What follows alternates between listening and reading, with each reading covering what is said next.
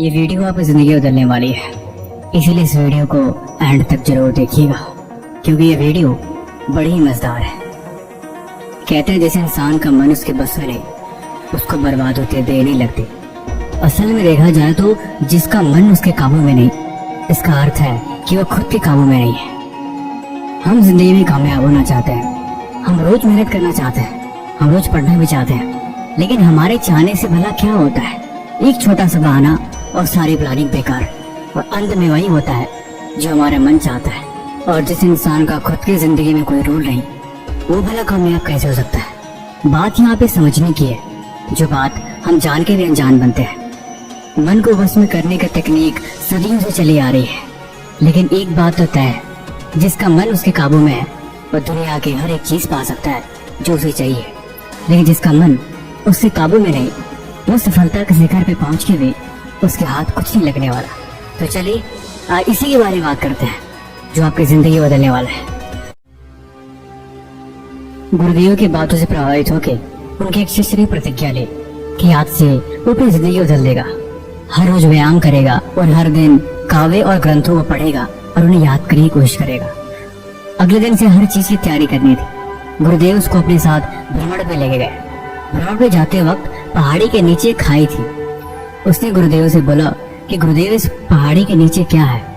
गुरुदेव ने जवाब दिया कि तुम इससे ना ही देखो तो अच्छा है, ये तुम्हारे देखने की चीज नहीं, अभी तुम अपने गोल पे ध्यान दो। अगले दिन सुबह उठा, व्यायाम किया, मेडिटेशन करी और किताबों को पढ़ने लगा।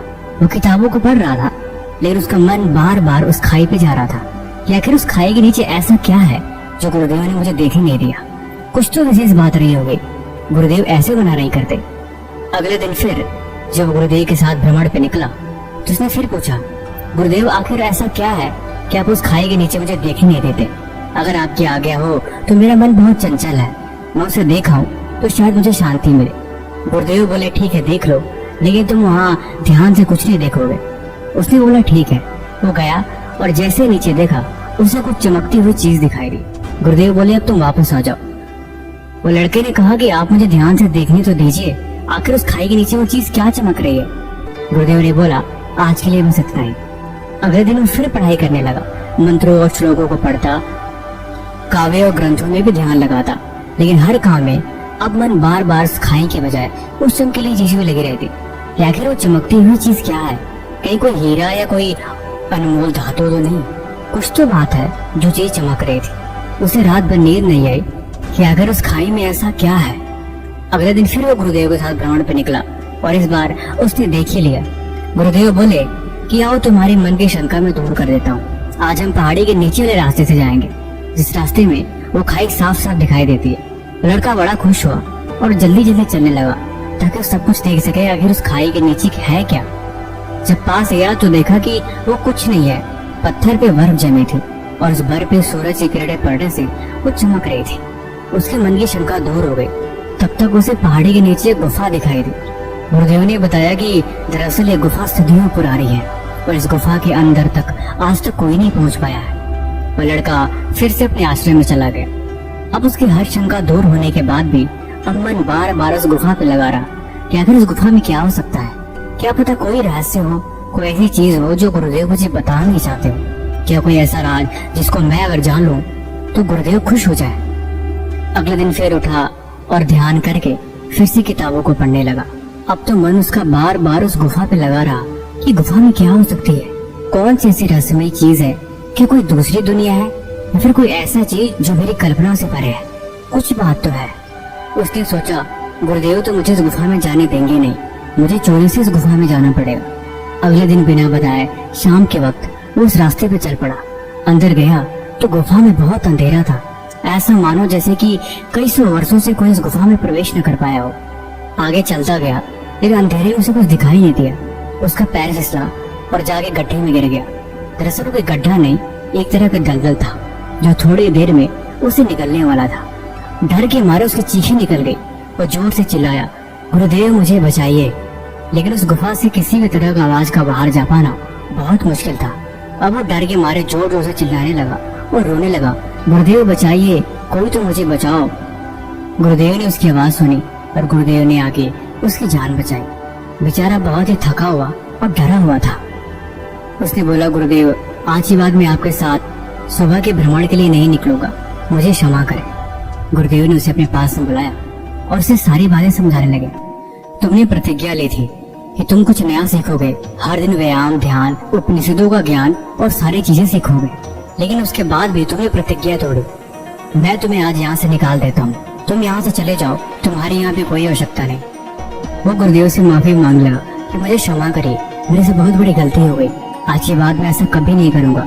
मैं तो बालक हूँ, नादान हूँ, लेकिन आपको तो सब कुछ पता है, कृपा करके मुझे इसके बारे में ज्ञान दीजिए ताकि मैं अपने मन को समझा सकूं। गुरुदेव मन तो चंचल है ही, मन का तो स्वभाव ही इधर उधर विचलित हो जाना, ऐसे में भला हम क्या कर सकते हैं। तब गुरुदेव ने बोला, मन का स्वभाव भले ही चंचल है, लेकिन जिसने कोई प्रतिज्ञा ली हो, जिसके पास एक दृढ़ संकल्प हो और जिसके रास्ते में उसका लक्ष्य क्लियर हो, उसके पास भला कहाँ फुर्सत है मन को इधर उधर भटकाने का। मन ऐसे ही तुम्हें झांसे देता है। पहले उस खाई ने तुम्हारा ध्यान आकर्षित किया, उसके बाद उस चमकीली चीज ने, उसके बाद तुम गुफा के लिए आकर्षित हो गए और अंत में मन ने तुम्हें आखिर फंसा ही दिया। अगर समय से मैं वहां नहीं पहुंचता तो तुम्हारी मौत हो जाती।